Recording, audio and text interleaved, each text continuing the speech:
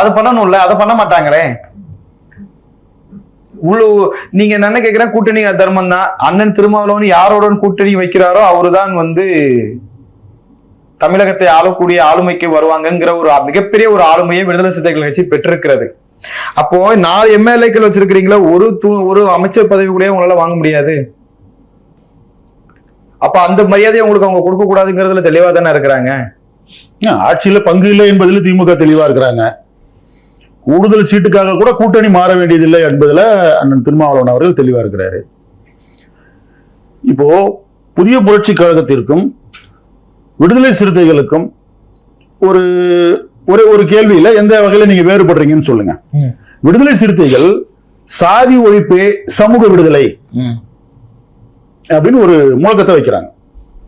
சாதி ஒழிப்பு என்பது அவர்களுடைய பிரதான கொள்கையாக இருக்கிறது.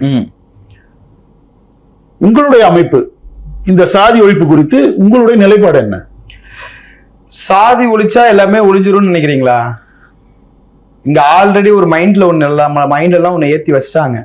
இந்த சாதி தான் ஒழிக்கணுங்கிறாரு. சாதி எப்படி சரி சாதி ஒழிப்புன்னு சொல்றீங்களா? இது வரைக்கும் நீங்க எத்தனை அதுக்காண்டி முன்னேற்பாடுகள் என்ன பண்ணிருக்கீங்க? இது வரைக்கும் என்னென்ன திட்டமிட்டு இருக்கீங்க? எப்படி சாதியை ஒழிக்கலாம்?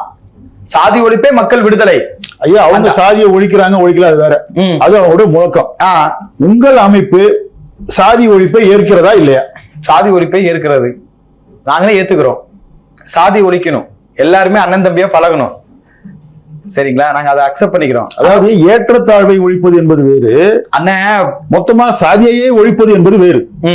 நீங்க சாதியையே ஒழிச்சிட்டீங்கன்னா சாதிவாரி கணக்கெடுப்புக்கு வேண்டும் அப்படின்னு எப்படி கேட்க முடியும்? இல்ல நான் மொத்தமா நம்ம சாதியை ஒழிக்கணுங்கிறது நான் எந்த அர்த்தத்துல நான் சொல்றேன். நான் இப்ப உங்களுக்கு நல்லா நான் பழகுறேன் இல்லைங்களா, நமக்குள்ள சாதியை பார்க்க கூடாதுங்கிறதா.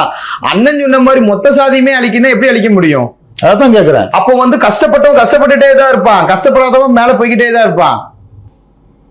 இப்போ நீங்க சாதிய இடஒதுக்கீடு கொஞ்ச நெஞ்சம் அந்த இடஒதுக்கீடு எங்களுக்கு அந்த பிசிஆர் சட்டங்கள் இந்த மாதிரி ஒரு சில சலுகைகள் இருக்கிறதுனாலதான் இன்னை வரைக்கும் எங்களை மனுஷனா கொஞ்சம் மதிக்கிறாங்க.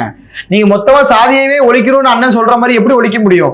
ஒழிச்சா நான் கஷ்டப்பட்டுட்டு தான் இருக்கிறேன், நான் இன்னும் பாதாளத்துல தான் இருப்பேன், என்னால மேல வர முடியாது. ஆல்ரெடி இப்ப மேல இருக்கிறவன் இன்னும் மேல போய்கிட்டே தான் இருப்பான், நான் கீழே இருக்கவன் கீழே தான் இருந்துகிட்டு இருப்பேன். அதுக்குத்தானே பாபா சாஹிப் இப்ப எல்லாமே ஒரு எஸ்சி எம்பிசி இப்படின்னு சொல்லிட்டு ஒரு உட்பிரிவுகளுக்கு ஒரு கோட்டை கொண்டு வந்து ஒரு எப்படி சொல்ற ஒரு பட்டியலம் கொண்டு வந்து அந்த பட்டியல இந்த சமுதாயத்துக்கு இவ்வளவு பேர் இருக்காங்க, இவங்க உங்களுக்கு இவ்வளவு உள் ஒதுக்கீடு கொடுக்கணும், அரசு வேலைகளை ஒதுக்கீடு கொடுக்கணும், நிலம் இல்லாதவர்களுக்கு நிலம் கொடுக்கணுங்கிறத கொண்டு வராங்க.